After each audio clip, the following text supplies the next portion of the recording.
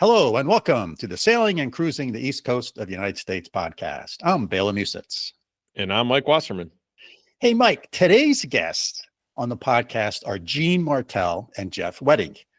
Jeff is a longtime podcaster and Chesapeake Bay sailor. His podcast about sailing is titled Shooting the Breeze and has been around since 2014 and has over 180 episodes.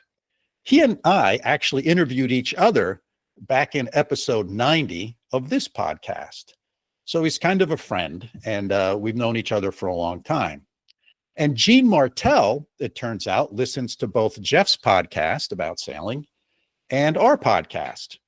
So we put our heads together and decided to do a podcast with the three of us. As Gene reached out to me a couple of months ago and said, hey, he's listens to the podcast and he's thinking about getting into sailing. So Gene got into sailing and is new to it. And in this podcast, we sort of do a three-way conversation, and Gene shares his experiences in starting to sail and how all that has gone this past year. Yeah, Bela, I love this experimental format of two podcasters and a guest, which is pretty cool. But listeners, kind of as we go through the interview, look out for these three interesting concepts and, of course, plenty more. The first is if you're new to sailing, realize that it's super easy to get started through local sailing clubs and starting on small boats that are really easy to learn on. That's, you'll hear Gene in his own words talk about this. Second, the thing that's important, and existing sailors already know this, that the social and community elements of sailing are pretty amazing and unique in the U.S. From a physical and mental health standpoint, kind of pay close attention, because joining a group of people with a shared interest and getting out on the water can be amazingly beneficial. And I think you can hear it in Gene's voice.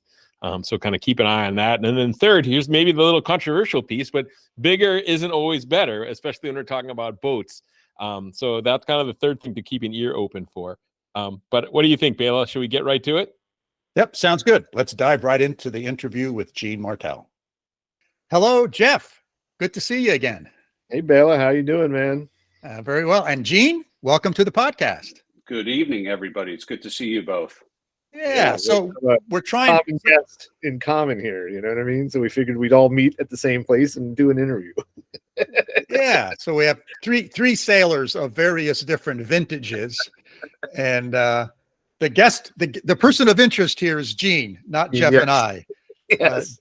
Jeff and I are just two podcast hosts that are trying to be efficient, and we'll do one interview and we'll each release a podcast out of it. There you go. Perfect.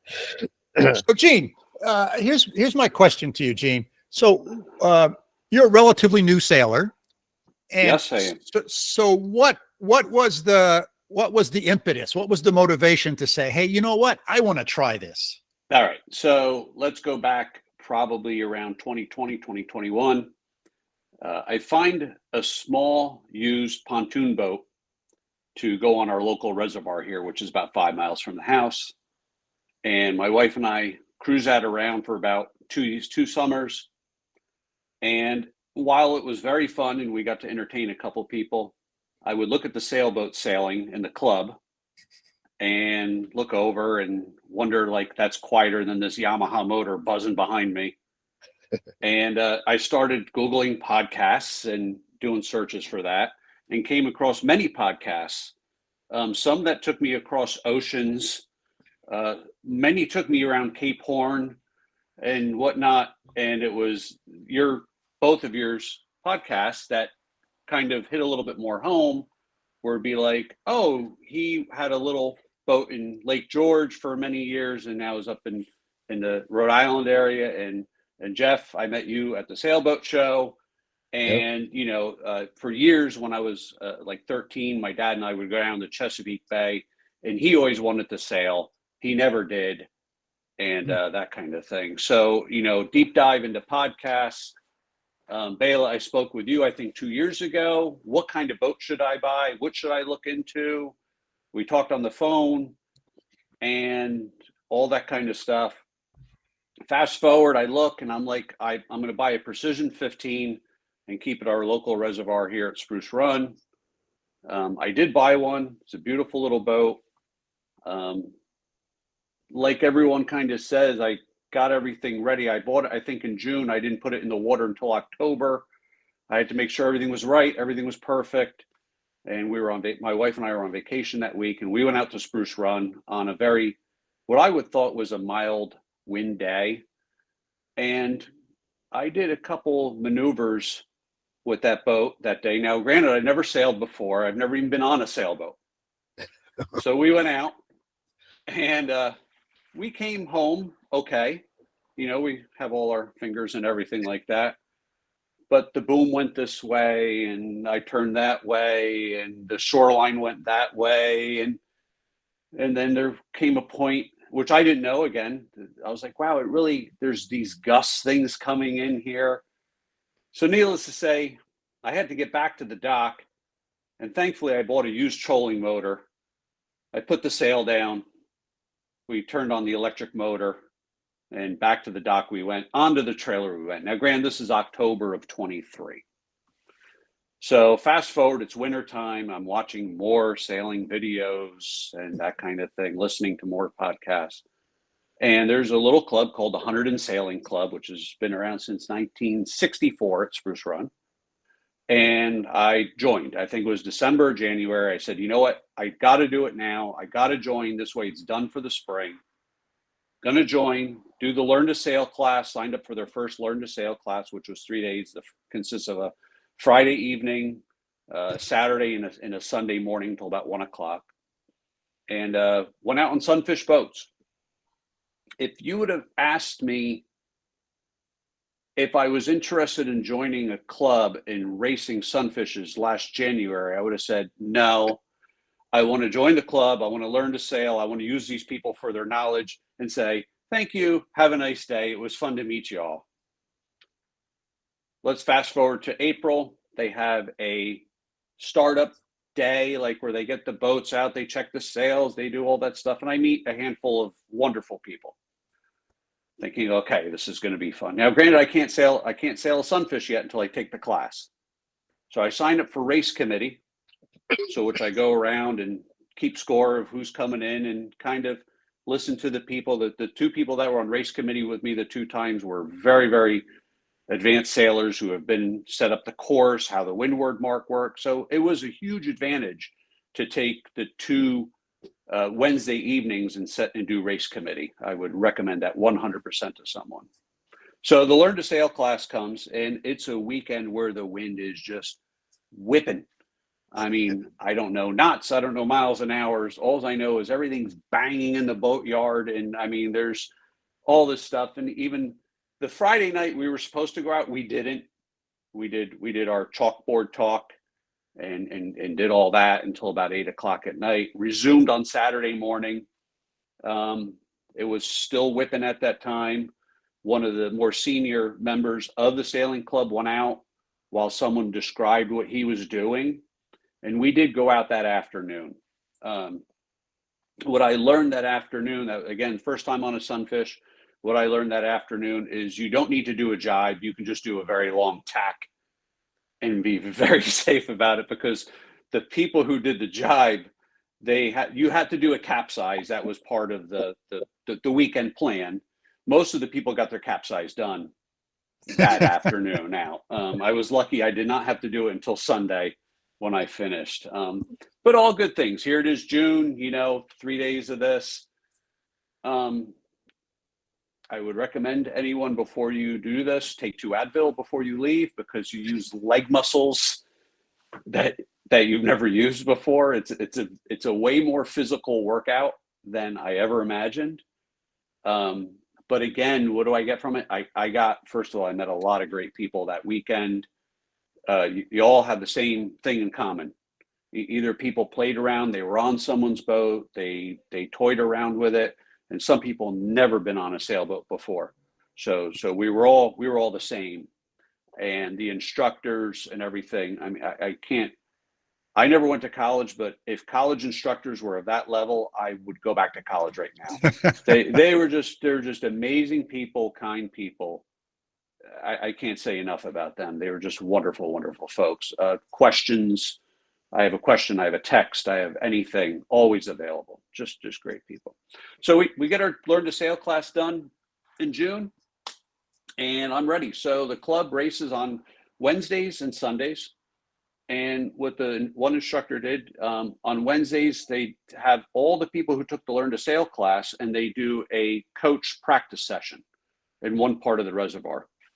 So I attended that, and I attended that for all the Wednesdays I could, minus a vacation, I think minus a rain or something like that. But I did all I could. And that got us to about mid-August. And when that ended, then you could join the races. So I think I was on vacation the first week in August, so I didn't do that. And then we had no wind, so I didn't do as many as I wanted to. And we just finished up on Sunday, yes, with our rookie regatta. I came in third overall, which I felt good collectively of all the races and that kind of thing. Nice. In the meantime, I don't use a club boat anymore. I bought a Sunfish. A club member, a longtime club member, had one for sale. So in August, I was able to buy one of those. And I also, being that my background, what I do professionally is HVAC, maintenance, that kind of thing. I'm pretty handy with kind of things. So I've been actively involved with the maintenance of the Sunfish, which they'll do on a Sunday morning, fixing things, repairing things, epoxying, and trying to get those boats lighter because a lot of them are waterlogged. So I'm full in. I'll be there on Wednesdays. Sundays are a little hard. I might try to join a Sunday before the end of the season. I did go out on Labor Day to their one of their big regattas, and the wind was just blowing. What I did is I did complete one round. I won't say that I raced by any means. I completed one round, and I practiced, jibing, and because the jibing thing to me was just like, I don't know, but once you get it, you get it.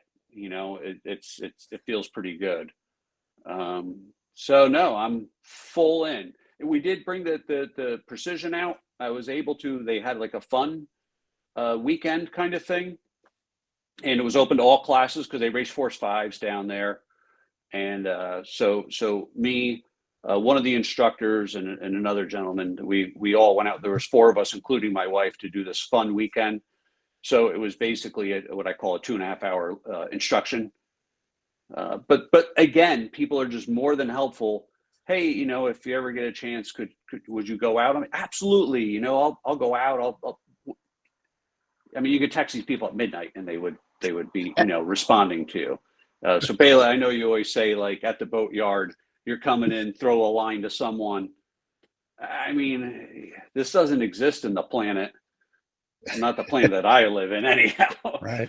where Right. people are just so helpful and willing to lend a hand. And whether it's your competitor, you're on the course, and it's like, I'll watch out for you and that kind of thing. So it's been a wonderful season. We're kind of going to wrap things up. We're going on vacation up to the Finger Lakes coming up next week. And then I think they got a couple more weekends in what they call their pack out, like where they clean up the committee boats and that kind of thing. So it's going to be kind of like, wow, that was a fast April to October. But oh no, I'm all in. I'm nuts about it. That I went from, again, like I said, last year, if you would told me, I'd be like, I ain't racing around with these people. Right. And here I am. So I don't know what inspires me to do in the future. I mean, obviously, I want to do this because it's on Wednesday nights. It's on my way home from work. It's 6 miles away from the house, 7 miles away from the house. It's easy. The membership is cheap. I mean, I would, and really my purpose for reaching out to you guys was to say to people, you don't need this big cruising boat, or you don't, if you want to learn to sail and you want to do it on the cheap, join a club. I mean, you can join a club for, a couple $100. They have the club boats. You're going to get out on the water. You're going to meet great people. And how I found my boat was an older club, a club member who was getting out of it, sold it, come because Bela, I had questions for you. What boat should I buy? And that was a bad question, because it's like, I don't know. I don't know where you're going to go. I don't know if you're like, our reservoir kind of loses water as the summer goes on. So something with a fixed keel might not be your best bet. And I found out, even though it's a big reservoir, I do have the, it's 15 miles of short line, and it's 1,290 acres. Well, that's the park, but it is big. But you do get across the shoreline pretty quick, where I wouldn't think like a day sailor with a cabin would be necessary in that kind of reservoir. That would be more like your Chesapeake Bay, where you set a tack for, a while. I mean, here you're setting a tack, and it's like, okay, where am I going to tack? Like, you get a drink of water and you're ready to do it again, which is fun in a way. But I could see like where you guys sail, like to be on a tack for 20 minutes and go make a sandwich or something like that. And that might come, I mean, it's just to get, and I'll be, mid 50s, never sailed a sailboat, get it. Yep. My advice to anyone is don't look at the 34-foot target, go get simple. If you buy a sunfish for $2,000, you'll sell it for $2,000. You're not going to lose $1 on it. And it's just, and it's just been a blast. I really don't have any at this point. I have a long time goal of like, maybe when I retire, to rent a boat or to maybe to do something different. But for right now, this is just perfect. This is just perfect. Well, Gene, that's a great story, a great sort of valuable set of things that you talked about there. And there's some interesting parallels. I learned to sail on a sunfish. That was, and I knew nothing. I just got on the boat and I went. And I remember my first jibe. It resulted in a tipping over.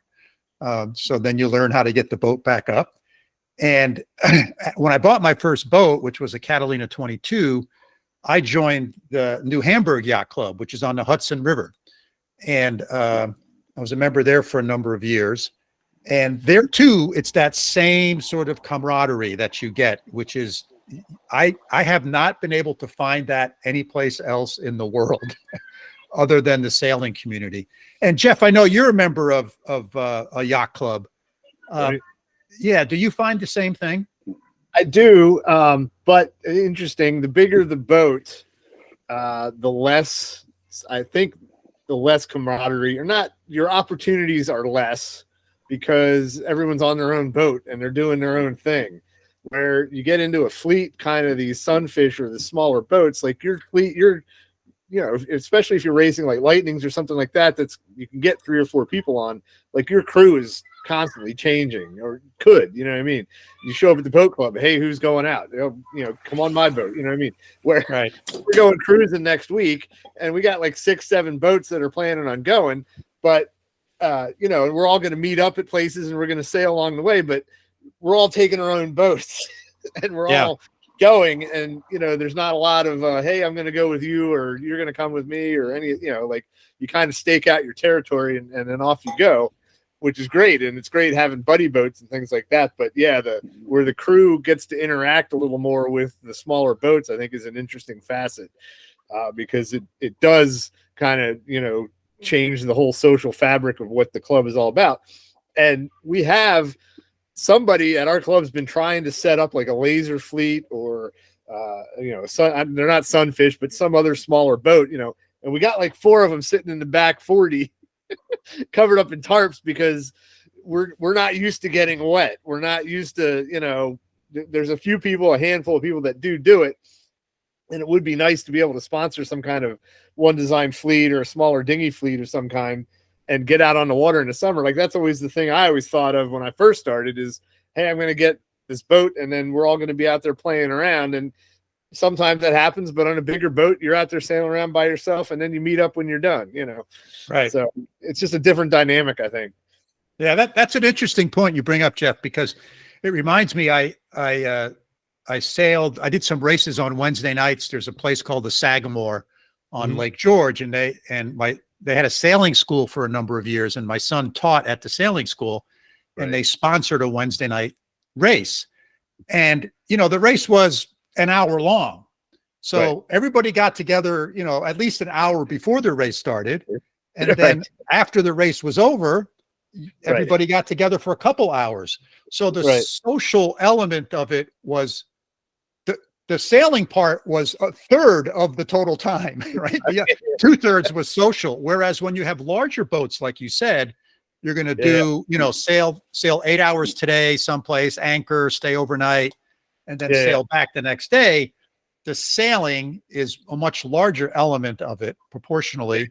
And then you're only interacting with the 2 or 3 people on your boat. So that's interesting. I never thought of it that way, but the way you talked about that, it made me think that through. Yeah, but I think it's great what he brought up, Gene. When you said, how do people ask how you're going to get into sailing, and you say, join a club. I know down here anyway, there's at least 2 or 3 or 4 kind of the same type of club, where like either the Downtown Sailing Center in Baltimore, the Baltimore County Sailing Center, where they have the boats there. You don't have to own a boat, and you can help maintain it if you have the time, but you know what I mean? Like, you can just kind of go pay as you go type of thing. And then, like I said, you end up with crew or not, or whatever. But, I think boat ownership is a whole extra level then. But it's good to start with the smaller boats and work your way up, which I didn't do. I mean, I started off on a 25-foot McGregor on a trailer, and I've only literally sailed a Lightning once, and that's it as far as sailing dinghies or smaller boats for me. Everything I've sailed has been 25 feet or bigger. Yeah, if there's a body of water near you that's a reasonable side, chances are there's some type of sailing club or activity on that lake. Yeah, for sure. And even if you're interested in sailing, but you don't have a sailing club, the next best thing is paddling and kayaking and still getting out on the water, and it's still doing a thing until you do find that home for your sailing, whether it's your own boat or getting into a club. So Gene, go ahead. I'm just amazed of all the folks that, like, when I joined the club, I'm like, oh, this person's going to be from that town. Some of these people are driving an hour and a quarter away to go what I call to our little reservoir here. I mean, but maybe they don't, and where else could you go? I think like south of Trenton on the Delaware, there's some sailing clubs. Obviously, if you go out to Jersey City, because I'm in Northwest New Jersey, I think there might be some more towards like Sussex County, definitely like Lake Wallenpaupack, Lake Hopatcong, those areas. But that I have this 5-6 miles away from my house is just, and it's a place where my wife and I visit constantly because we walk the dogs there. Yeah. It's a great park to walk the dogs. So we were always there. And then it's here. So, and it works out great. I have a dry slip, I guess you would call it, for the 2 boats. So I can leave the Precision fully rigged and everything like that. That's nice. And the Sunfish is on a dolly right now, and that just gets drugged down to the water line where the club has their shed, so to speak. And so it just, it couldn't be easier. And again, people are wondering dollars and cents, what's this going to cost me or anything like that. I mean, you can keep 2 boats, there for $250 for the whole summer, within, a couple feet away from the thing. And if you need winter storage, I think it's like 200 or something like that. So again, I know money's tight with people, but these are, I think, reasonable numbers where you could, or again, you can just join the club and use a club boat and go home and not worry about anything, which is a great option for a lot of people too. Yeah. The other observation I'll make as in, I've gone from a Sunfish to a Catalina 22 to now a Hunter 45. The smaller the boat, the simpler the boat, the more time you spend sailing, Mm-hmm. the less time you spend doing maintenance and working on the boat. And it's remarkable how a large percentage of the total time I spend on the boat is fixing stuff or cleaning stuff. Yeah. It's just so I think this notion of the way you've progressed here, Gene, and the path that you've taken is a really, really wonderful one. And it can, and that doesn't mean you need to get a bigger boat, right? We all have this, we got to get a bigger boat, Well, that's not for everyone. And it's also joining a club I remember when we belonged to New Hamburg Yacht Club, I think it was like $800 a year, and that included a mooring, right? And they expected you to spend one weekend in the spring and one weekend in the fall, kind of on a work weekend. And if you didn't want to do that, or you couldn't, you can buy it out, right? So they charged like $100 or something, and then you could skip the work weekend. But it's really a small amount of money to pay. And place where you are is even cheaper. And I know close to me, there's a place called Saratoga Lake, and they have a sailing club. And one of the great things about many sailing clubs, it'll be interesting to see if Jeff, if yours has this, or Gene, you guys do, is they actually do a sailing program for kids. So they do like on Saratoga Sailing Club, they do a several 1 week sort of sailing camps for kids. To kind of teach them how to sail, get them exposed to sailing and all that kind of stuff. Yeah, for us, if it requires forethought and planning and somebody to be responsible for it, usually it doesn't happen. But on the same token of that, my friend Julie Tipton, who I interviewed years ago, she became a captain and she's a sailing instructor. Like just this weekend, she every year now for the last, since the pandemic, if not even before, she's held a women's sailing seminar on a Saturday. And this is, I went down on Saturday afternoon just to check on my boat, and we're getting ready to go cruising next week. So I was doing a couple things, but she had she had 8-10 women out on 2 different boats, just going through, like spent the morning kind of, this is the basics, trying to figure out who knows what and what their experience level is. But, let's get out on the boats in the morning, come back, have lunch, go out. So like, it's definitely have a good idea, but you also have to raise your hand to say, I'm going to take care of this. Yeah. Because you can't expect everybody else to jump on board. But you say that, like the Northeast River Yacht Club up the road from us, they have kind of a more of an established summer program for kids. It's that people pay for, and so their instructors are getting paid a little bit to facilitate that type of thing. But when you get to these smaller clubs that mostly are volunteer, it can be hit or miss, but most of them have some sort of community outreach program, a weekend here, a weekend there. I know Scott Titus is down in the Ware River at the Ware River Yacht Club. They have the Governor's Cup race every August, and it's like a big to-do. And something I've actually never done is like go somewhere on a Friday night and sail little boats all weekend in various races and have all the party afterwards or whatever. Like I've never actually gone and done that sort of thing. And it sounds pretty awesome to me,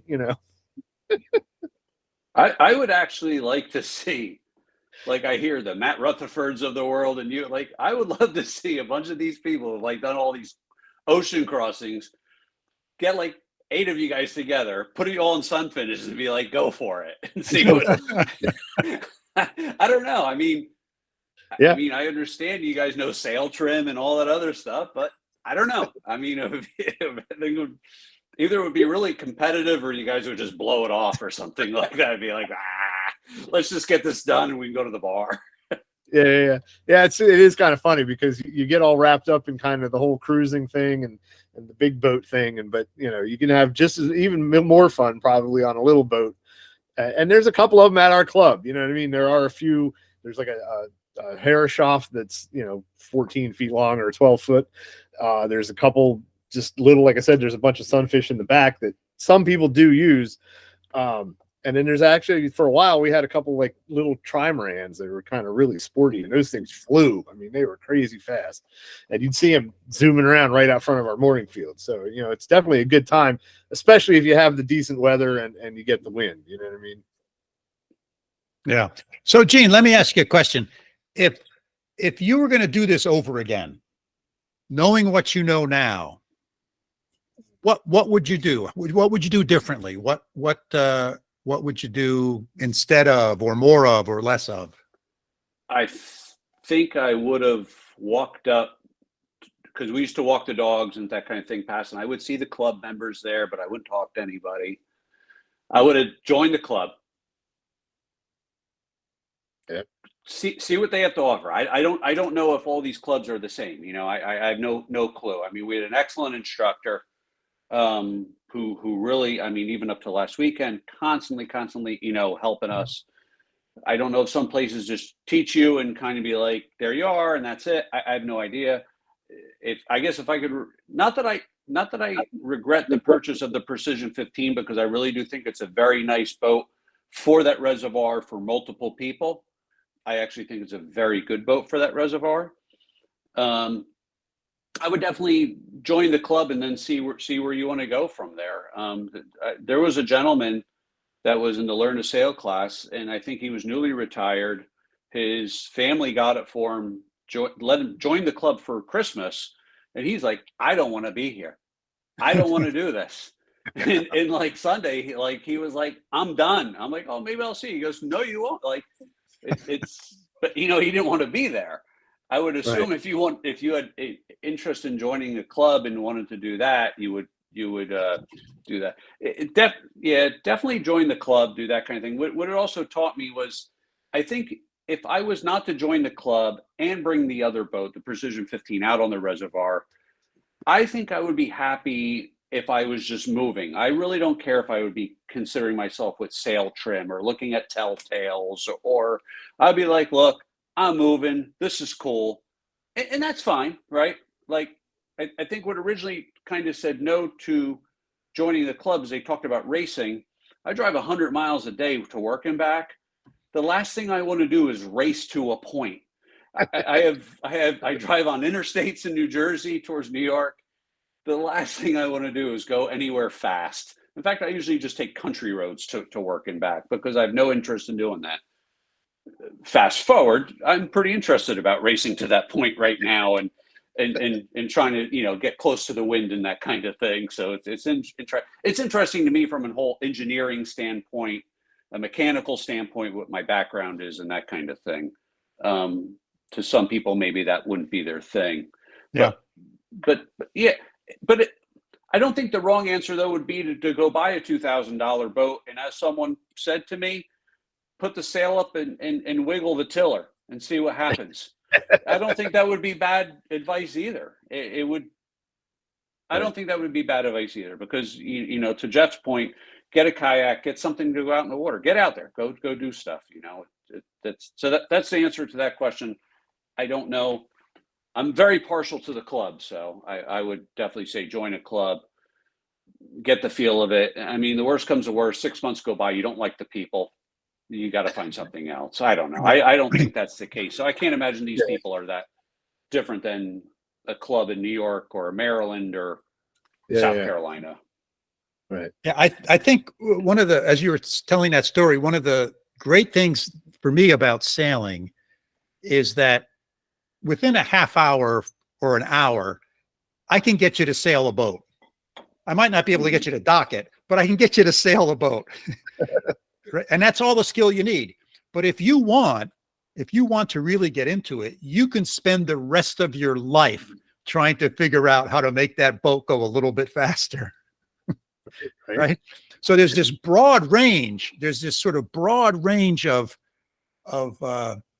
depth that you can dive into. You can dive in really shallow and have a blast sailing the boat around, or you can really dive into the deep end of the pool and do all sorts of stuff to try to make it go fast. So I think that's one of the great things about sailing. Absolutely. Yeah, it's like your golf game. You're never going to master it necessarily. You can just go out and run the links and have a buddy and a cigar and a beer at the 19th hole, or you can actually try and like get your score down and be like as professional about it and as talented or whatever it is that you've got. You can test your mettle against the golf course. Same thing with sailing. You can sail all kinds of boats in all kinds of weather on all kinds of sailing grounds and kind of just keep pushing yourself. I also think that community is like, so we have also a camper. We've had a motor home, that kind of thing for the last 20 something years. So you're at a campground. I mean, what do you all have in common? You all like camping or RVing or whatever that is, right? I mean, if the three of us stay in a hotel, you don't go to your neighbor. You don't go bang on the door and be like, hey, you like staying at hotels, don't you? This is fun. I mean, that's not how it works. So the sailing thing is like that. I mean, I'm sailing, we're sailing. I think we were in the race on Sunday, and the guy's like, look, there's an eagle up there, Gene. And I'm like, oh yeah, you're right. I think that's a juvenile, and that. So again, it's that whole tie to nature, that kind of thing. Right. I guess it's no different if you're playing pickleball. Everyone who's there is liking what they're doing. I guess we can't understand it because when we're at work, we're all not like, yeah, working on this chiller. This is great. This is fun stuff that everyone's like, yeah, this pays the bills so we can go do other things and stuff like that. Although I do like my job. So. Right. So Gene, you said you got third place. So next September, we'll have to have another podcast with you to see if your standing has moved up or down. Yeah, well, so that was the rookie regatta, right? So I can't take place in that and that kind of thing. But there'll be others and stuff like that. I am interested in going out with the rest of the fleet, so to speak, and kind of I mean, there's some people that travel around to different national events in this club. And that kind of thing. And people have been, I asked, how long have you been sailing? Well, since I was 15. I'm like, well, I'm going to have to be 120 in order to, get that mark, but that's okay. A couple years from now, you're going to be teaching other people how to sail. You know what I mean? I honestly, I probably would like to, I have a lot of, I've been in the volunteer fire department. I do a lot of work with therapy dogs, that kind of thing. I like volunteering, and that's what I drive to.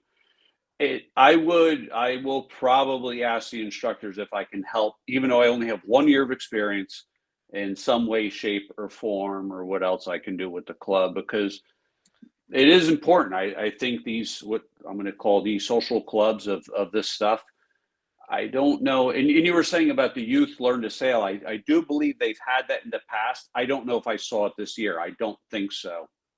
But there were, there was a diverse age group and gender of the club and who was in the learn to sail.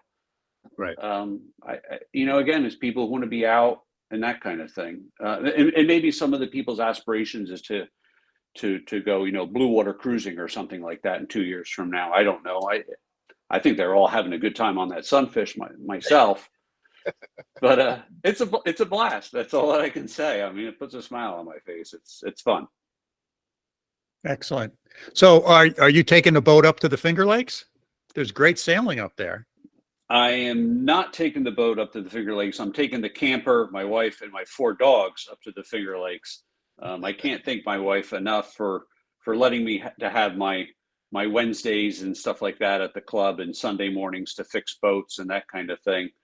She's been awesome with, I think you might have a spouse that, like joining a club, doing something separate might not be their thing, but I at least I feel like she's been very supportive of it, listening to me talk about being close hauled and sheets and halyards and all sorts, and buying a boat, and I'm sure she's just like, please make them stop. But no, it's fun. I mean, it's something it's something I have interest in. If you told me I had this much fun with that pontoon boat after a year, not 5% that I have. I had fun taking people out on the pontoon boat because they think it's cool. But after buzzing around the lake a couple times, I'm like, all right, I'm done, so that's fun. Yeah. Right. The Finger Lakes has boat clubs up there too. You can probably drop in and say, hey, and I have thought about that because we had a RV hiatus for about 7 years, because we've been so our 2 dogs have been they've slept in 20 states so far. Wow. So they've been to Key West, to Acadia, to Canada, and kind of everywhere in between. We do like going always where there's ocean. Actually, Jeff, we go down to Elk Neck a couple times, and we were actually thinking about maybe heading down there around Thanksgiving again, but it's booked actually for Thanksgiving weekend down there because it's a great park down there. Yeah. So yeah, no, that would be in the plan to possibly, charter a boat, that kind of thing. I do have 4 dogs that I have to think about, so I can't be too long, but Yeah, I mean, I could see finding some place. We once rented a pontoon boat when we were in Georgia, I do believe. Yes, Georgia. So I would assume that, renting a sailboat wouldn't be out of the realms for, future for a handful of hours. Yeah. You know, I wouldn't be surprised if there are other people in the club who charter boats on occasion. And, sometimes they're looking for an extra body or someone to share the cost with. So your same approach of joining a club, you can do that maybe with some club members and say, hey, let's go charter a boat. Let's go down to Rock Hall and charter a boat on the Chesapeake and go sailing for 5 days. Right. I would do that in a heartbeat. I know there are a couple club members that are, I believe they're retired, and they're in Florida, and they have a boat in Florida. They have a boat on the Jersey Shore. They have 7 boats at Spruce Run or whatever they do. They have 4. I mean, but these people, granted, these people have been doing sailing for decades and that kind of thing. And who knows? I mean, yeah, I mean, I would love to. Boy, I would love to go out on a bigger boat for a day sail, and then, like you said, like not an overnight with moving a boat, but more for fun. I mean, I'm right by New York City. I think we go to Liberty Island State Park and look across New York, and I see a couple sailboats always moored over, or anchored over there. I mean, I couldn't imagine piloting a boat through New York City in that area as I stand on the shoreline, and there's red, like you always say, there's red, green, it looks like Christmas time out there. I mean, you would have to be on point. You would have to be on point going through that area. But no, I would charter with something. Yeah, it's a great way to sort of get a feel for what being on a bigger boat is like, sort of what the whole experience, not just sailing it, but the whole experience is like.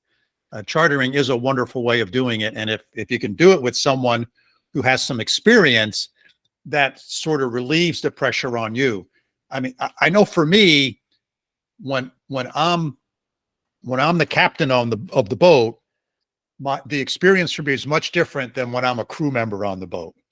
When I'm a crew member, long as I have confidence in the captain, right? I don't care much of what's going on. I'm pretty relaxed. But if I'm responsible for everything, then I'm paying a lot more attention to things. Well, then I'm going to have to ask you. I mean, I guess I'll take a drive up to the Connecticut area and hop on your boat, and then we can go down to Chesapeake Bay next year. Well, yeah, that's a possibility. I'm always looking for people to go. Because I don't want to meet you in Jersey City. I want to meet you at your house, at where you keep your boat, and I want to go through New York City. Yeah, and then we'll go down, along and then go through the C&D Canal and go visit Jeff for a couple of days. that sounds like a blast to me. Okay, let's do it. But I'd rather do it on your boat because then there's less pressure on me.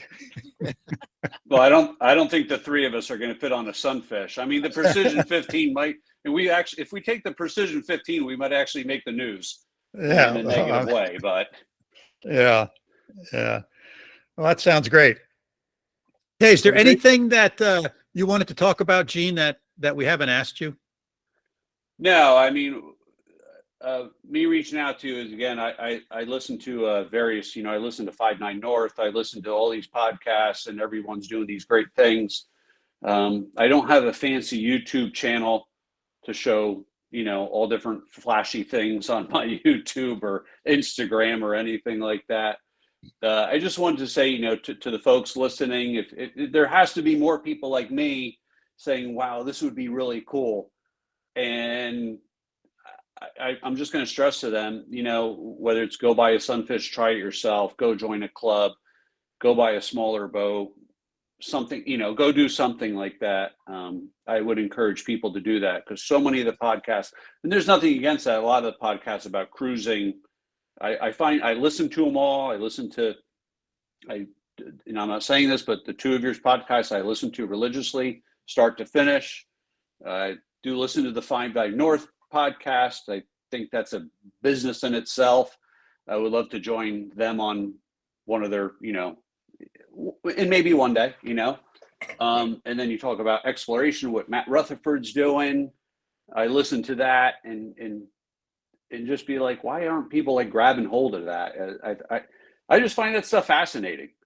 And, but no, I just want to tell people, yeah, it's probably the podcast with the smallest boat this has ever been.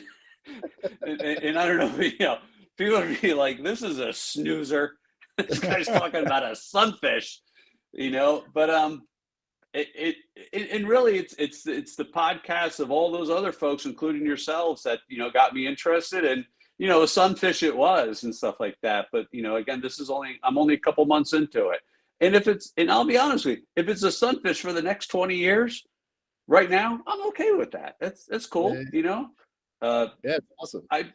Not to pick on you both, but I probably got more time on the water than both of you have in that sunfish. Probably. So it's hours. Yeah, you definitely do. No, it's just again, people and don't sign up too late. I'm telling everyone right now, sign up now, January, February, or because our Learn to Sail classes, they did fill up pretty quick. I got one of the first ones because I signed up. I believe it's December or January. So anyone listening to this fall, just do it. Click it, buy it. Go join. And because people ask me all the time, how do I get started in sailing? And I'm always Bay centric. So I'm telling them, well, there's these sailing schools like Bay Sail in Havre de Grace, or the Annapolis School of Sailing, or, the ASA thing. But I also always do say, there's the Downtown Sailing Club.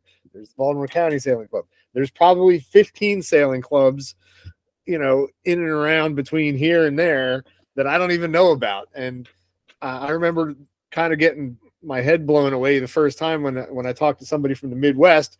There's 1,000 lakes in Michigan or whatever, you know what I mean? And they probably all have a sailing club. And nobody thinks about that when you're in terms of the cruising lifestyle and the bigger boats and the this and the that, And I think a lot of that is social media driven, right? I mean, we're looking at, you go on sailing and stuff like that, you're going to see, these wonderful boats, and you don't see anybody fixing anything, I mean, and they're, once that camera got shut off, they're like, swearing the thing up and down and everything like that. Yeah, and I did look at the ASA classes and that kind of thing, and I really thank God I did. And I'm not saying I wouldn't go down to Chesapeake Bay and take one.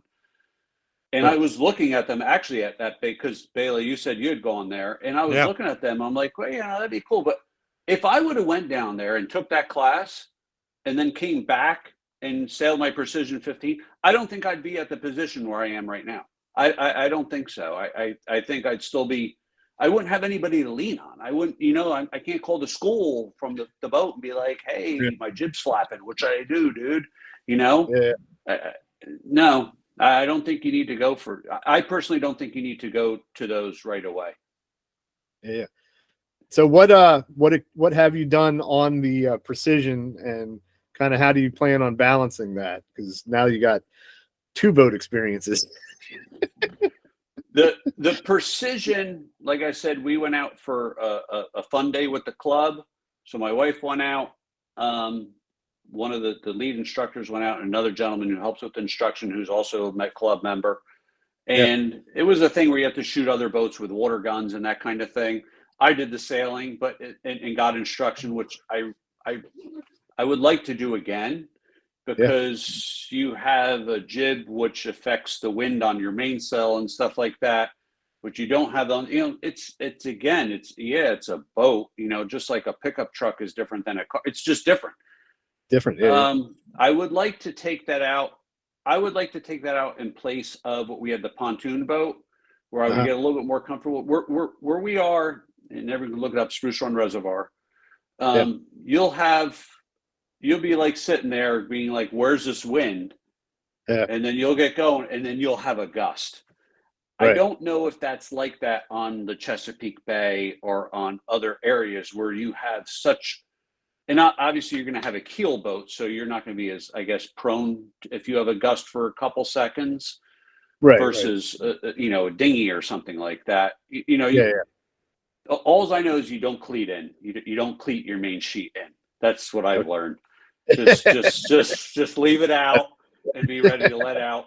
And again, from the instructor, I found out don't let it out. Head up more into the wind and stuff like that. Again, having that experience is just something. So the precision I want to get out more next year. I didn't get it out all but I think 2-3 times this year.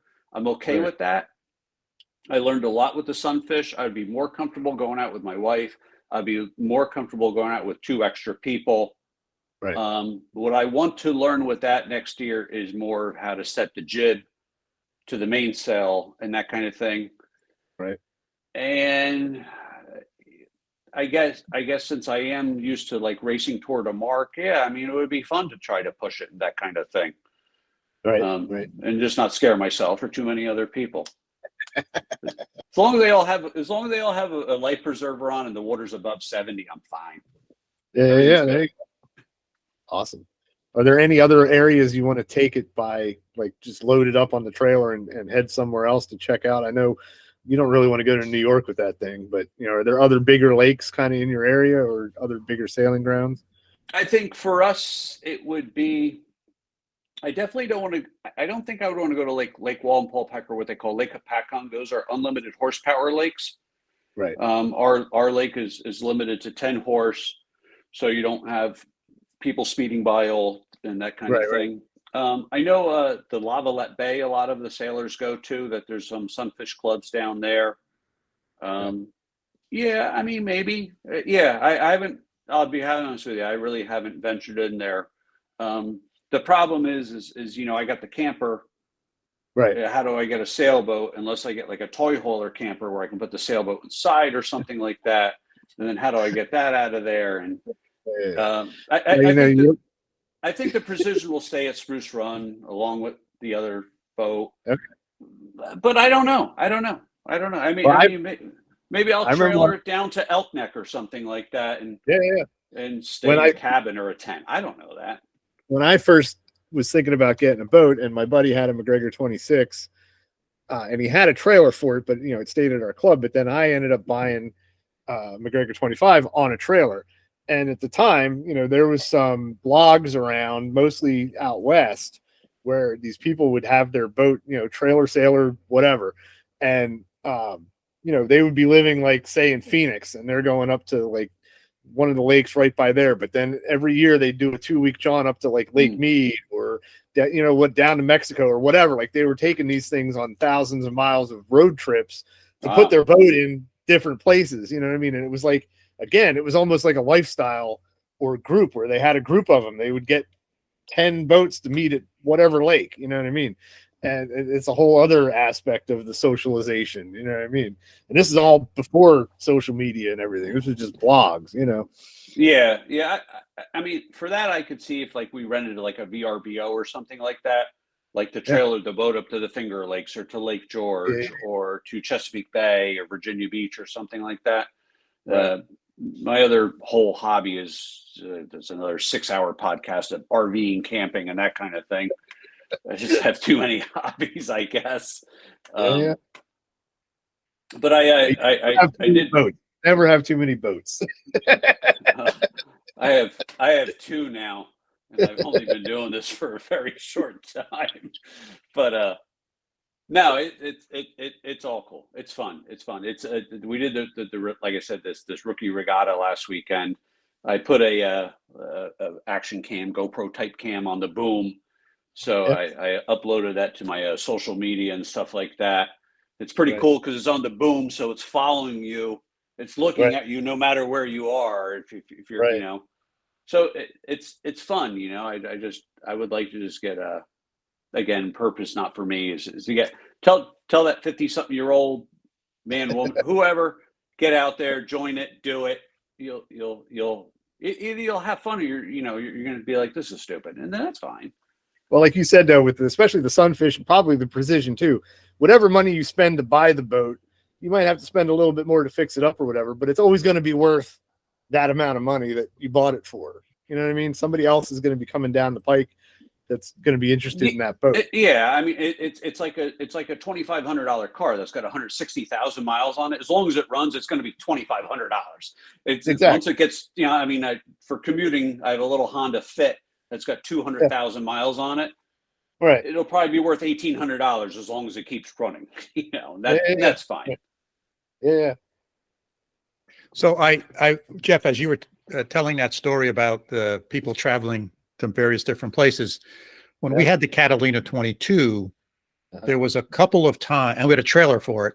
There was a couple of times where we would take that to a faraway lake, and the boat was our RV while we were traveling. So we would pull into a campground, and they'd say, "Where's your camper?" That's the sailboat. The sailboat, right? Yeah. Because it had a porta potty, had a little stove, had a tank of water. So as you get into that, still very easily trailerable, but kind of mid 25 feet ish, you can kind of mix those two things together. So, then you can go for a week sailing on some other lake you've never been to, sleep on the boat if you want. And then if it's a 2-day drive, you can sleep on the boat overnight at a campground or whatever. So it's a way of sort of turning your boat into an RV for that over the road piece of it. Go ahead. And I think with that, I mean, you said with that, now with the VRBOs, I've seen so many like Smith Lake down in, I think that's Virginia or whatever, they have a dock right at the rental. So this would be perfect if you did have a trailerable sailboat, pontoon boat, whatever the case may be, is to go rent one of these VRBOs that has a dock or ramp access. Oh yeah. And you got your rental and you got your boat right there. I mean, that would be, I mean, I don't think that existed many years ago. You'd have to go find either a hotel or, like you said, a campground. And now you can go rent a place on the lake with your boat. I mean, that would be fabulous. Yeah, we had a couple at our club who, I mean, they've been retired now for like 20 some years. They're up in their 80s now and they're still doing it. But they were still probably in their late 60s, early 70s. They bought a Catalina 22 specifically to take to Florida for the season. And they would spend a week at a campground, and then they would launch the boat and they would sail around whatever area it was for a week or two. And then they'd come back, they would just park at the boat launch or whatever. And then, they made it all the way around Florida. I don't know if they made it down to like Key West or not, but I know they spent the entire winter just doing that, and then trailering the thing back. And they had it again 2-3 years, and they were like, all right, we're done. Sold it, and didn't really spend a whole lot of money on it to begin with, and maybe spend $1,000 fixing it up or whatever. And the same thing, and another friend of ours has a 38-foot Island Packet.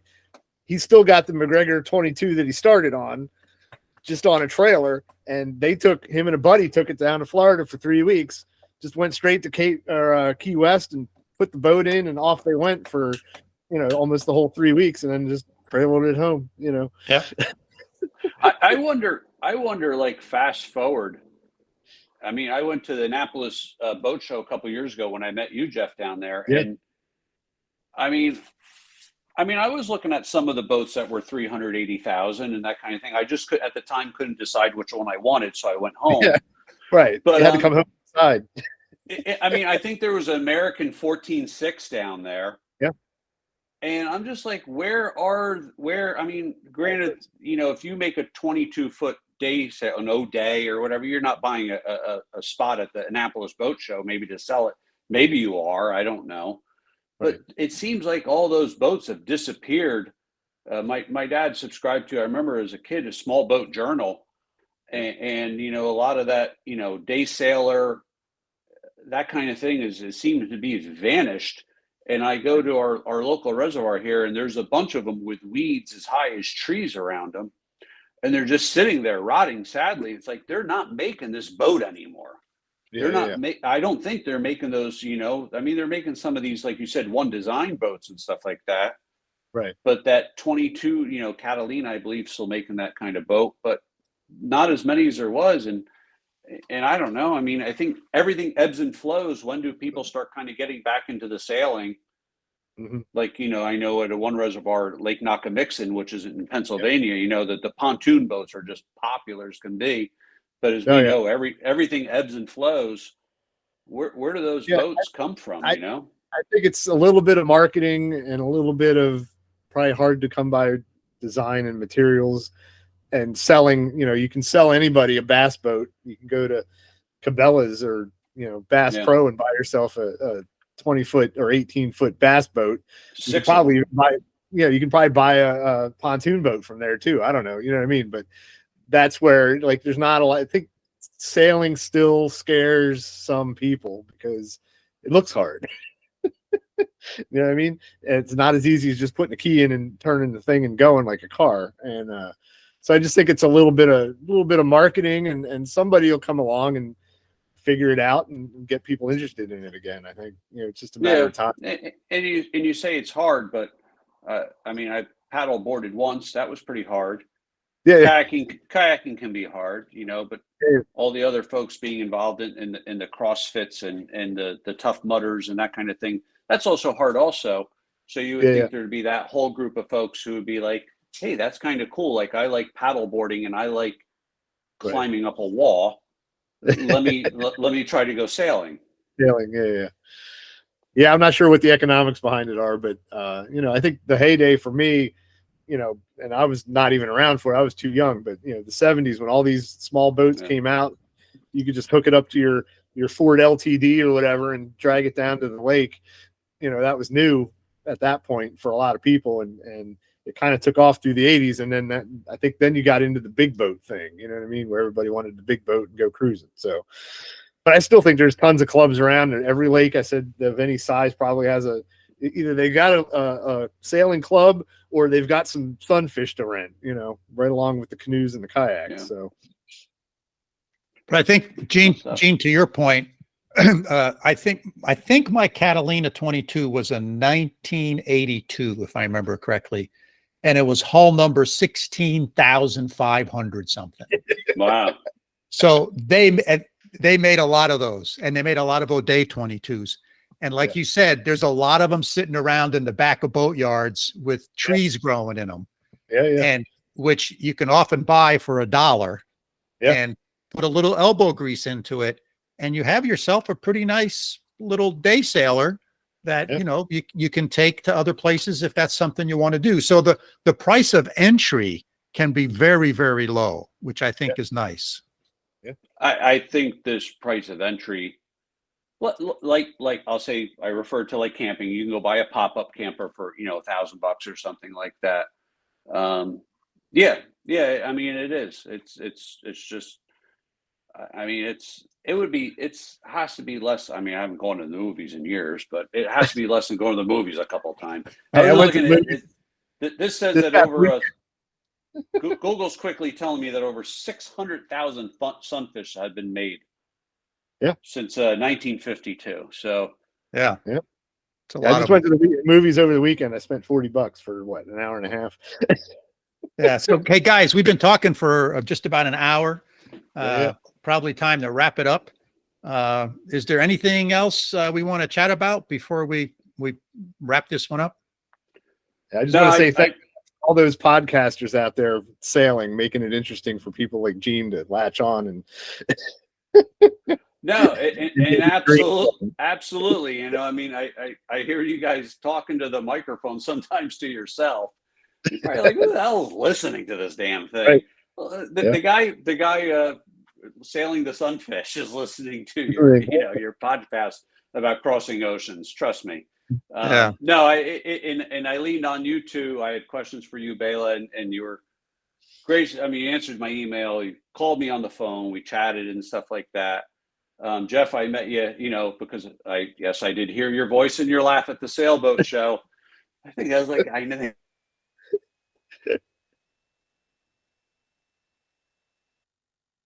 People and stuff like that.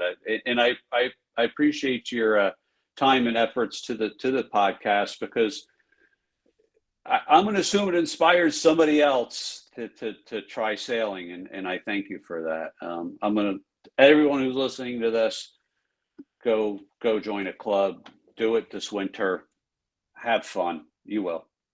Yeah. And Gene, I got to thank you, because one of the most rewarding things about doing a podcast like this is when listeners reach out to you and engage in some way, either, ask a question or they just say, hey, thank you, it really inspired me, whatever. To me, that's the most rewarding part of all this. So thank you, Gene. Thank you. Yeah, definitely. Same here. I agree wholeheartedly. All right, gents, let's call this one finished. All right. Thank sounds you. good. Thank you to the both of you again. This was fun doing it with both. I equally thank you. Thank you for everything. Tell all your friends at the boat club to listen to Bela's podcast. Oh, I don't know if I want to embarrass myself like that. No. All right, guys. I also want to give a shout out to the Hunter and Sailing Club. If someone is listening, thank you to all of them, the instructors, anyone to talk to. They've been more than awesome. I can't thank them enough. Thank you. Sounds like a great place for sure. So Bela, as you promised, this was really interesting. And I did love the tag team with you and Jeff, and it's a cool idea. But more importantly, I really love the story about how Gene developed into a sailor. And I like in his words, he used the words full in, right? He came full in engaged with this sailing club in a fairly short amount of time and made his life richer from a sailing standpoint, but maybe even more importantly, from a social and community standpoint, right? He found a group of like-minded people and they're doing stuff that they love, and it's made his life better. I mean, he works hard. He's right. And this is what he does with some of his free time, and it's cool. So from my standpoint, this is an amazing story. What's your take? Well, I had a couple of takeaways from our conversation. Number one, and you and I have talked about this in the past because it's come up on numerous occasions in this podcast, and that is the sailing community is so supportive and helpful. If you want to learn how to sail, you have a question about your boat, you need an extra hand, you want to be an extra hand, it's just so welcoming and inviting. And as you and I have said before also, the world needs more of this kind of in general. Because it seems like the direction we're heading in is the opposite direction, but the sailing community is still very welcoming and very supportive, and I just think that's great. The other piece is that there are lots of sailing clubs and organizations out there that you can become part of, oftentimes for free, and have access to sailboats or sail with someone else on their boat as part of that club. So I'm sure if you did a search in your favorite search engine around your community, you will find one. If there's a body of water, chances are there's some type of sailing club on that body of water. And third, I think there's this misconception about sailing. That's an expensive sport to get into. Part of it's true. It can be very expensive to get into. So that part is true, but also true is that you can fundamentally go sailing for free, and you can do that on other people's boats. You may want to buy a life jacket that's comfortable and fits you very well, but other than that, you really don't need anything else. And so I think that's the primary message here, is that you can get into sailing, you can learn it, other people can teach you. It's not that hard. And the boat that Gene has, which is a Sunfish, which is the boat that I started to learn how to sail on, is just a great boat. There's been tens of thousands of them made. You can pick them up really cheap if you want to get your own boat, and it's easy to sail single-handed. So anyway, those were my three big takeaways. Yeah, I love it, Bela. And really, one of the things that I learned from the 118 episodes that we've done together, and me coming in knowing almost nothing about sailing, is I'm guilty. Like, I always thought of sailing as a rich old white guy sport, right? And really, you had to have money to do it. And what time and time again now we see this pattern that you can start with nothing, right? With no experience, and you don't need any money, and you can join and you can be a part of it. And as we've also talked to lots of people, you can spend lots of money, but this is really an open world, and people who normally don't think of themselves as sailors should allow themselves to think of themselves as joining this community and be welcomed into it. So maybe, I think most of our listeners are experienced sailors, but this is one thing that you can help us do, is kind of make sure that people know that this is sailing is accessible and that anybody can join. And when you meet people that might be interested in it, and make sure that preconception about you needing a lot of money to sail. If you can do anything to kind of blow that out of the water, so to speak, right, and let people know that there's ways to do it. I think that's maybe a legacy of what we can give back to the community, is try to make sure that people know that it's low cost, that it's accessible, that you don't have to have a lot of money to join, and that it's an open community. So I think that's great. But let's talk, Bela, about this idea that bigger boats aren't always better. It's a direct corollary of what we're talking about. It was a good reminder to me to think a little differently about approaching sailing. What about you? What's your mindset on this? So you're absolutely right. Let me say it's slightly different. Bigger boats are different. And what I mean by different is, particularly if you like to do your own work, the ratio of sailing time versus working on your boat kind of starts shifting as the boat gets bigger. If you have a little sunfish or a little day sailor, the amount of percentage of time you can spend sailing versus the percentage of time you'll work on your boat, the sailing will be big and the amount working will be small. But as the boat gets bigger and more complex, and there's more systems on it, and there's more things you have to do, that ratio starts to shift, unless you're going to pay other people to do it, which you can do. Right. So, for example, I'm starting to get ready to winterize my boat. Right. We're recording this at the end of September. And this morning I went out and bought 18 gallons of antifreeze, which I need to basically winterize the water systems, the engine, the generator, and the air conditioner. So, and I do all that work. I can pay the marina to do it, but I do it all the work. So I think that's one piece. The other thing that happens is, as the boat gets bigger, the costs go up. It becomes more expensive. So you got to think about that as well. Now, I can live on my boat. It's big enough that if I wanted to, I could live on it, 24/7.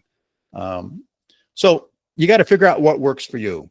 But the real point is, the entry point into sailing can be really, really low cost. And I think that's the real sort of takeaway. Cool. Yeah. And this is a corollary to what you were saying about how you can learn to sail in an hour, but you can spend the rest of your life continuing how to sail better. So this is a really cool concept, right? Many different approaches to sailing, many different ways to kind of think about how you're going to access the water, other people's boats, your own boat, what size boat. But if you're a bit reticent about this and you're just a listener that isn't really gotten a lot on the water, start small and grow into it. I love Gene's point about his only regret was not joining that club earlier. And I think that's a really, really kind of nice statement to wrap this up. What do you think? Yeah, I think let's wrap this one up, Mike, and close this podcast out. All right. So listeners, thanks again for joining us for yet another episode. We hope that you found this conversation with both Gene Martel and Jeff Wettig interesting and thought-provoking. If you have questions about what we've discussed, as always, please feel free to get in touch with us. Our email is sailingtheeast. That's all one word at gmail.com. And just as a reminder, the way this whole thing started with Gene was he reached out to us. He sent me a very nice email quite a while ago, and that's how this whole thing turned into a podcast and a great relationship that Gene and I have. And finally, hey, if you enjoyed the podcast, hit that follow button on your favorite podcasting application and help spread the word about the podcast. And the best way to do that is leave us a favorable review. So that's it for today's episode. Hope to see you out there on the water soon. So until next time, signing off from upstate New York. See you all soon. And from over here in Münster, Germany, thanks for listening and see you next time.